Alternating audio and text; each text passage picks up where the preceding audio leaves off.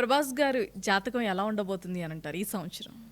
ఈ సంవత్సరం ఆయనకి వివాహ యోగ్యత అనేటువంటిది నిర్ణయాలు జరిగిపోతాయి ఓ 100%. ఈ విషయం నేను 2 years బ్యాకే నేను చెప్పున్నాను.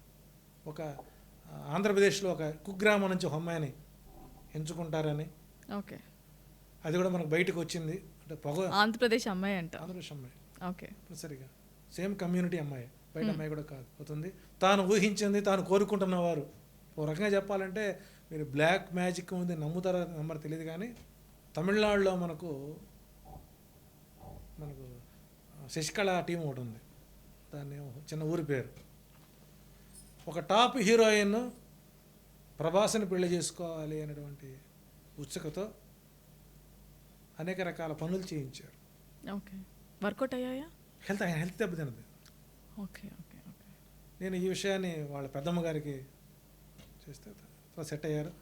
సో వెంటనే మ్యారేజ్ సెటిల్మెంట్ అవుతున్నారు. ప్రభాస్కి ఈ సంవత్సరం ఒక్క సినిమా హిట్ వస్తుంది, సోషల్ ఫ్యాంటసీ ఓకే హిట్ అవుతుంది. ఆ తదనంతరం నెక్స్ట్ ఉగాదిలోపు వీరికి వివాహ నిర్ణయాలు జరిగిపోతే సో ప్రభాస్ ఫ్యాన్స్కి ప్రభాస్ గారి వివాహ భోజనం మనం చూసే అవకాశాలు ఎక్కువ ఉంటాయి.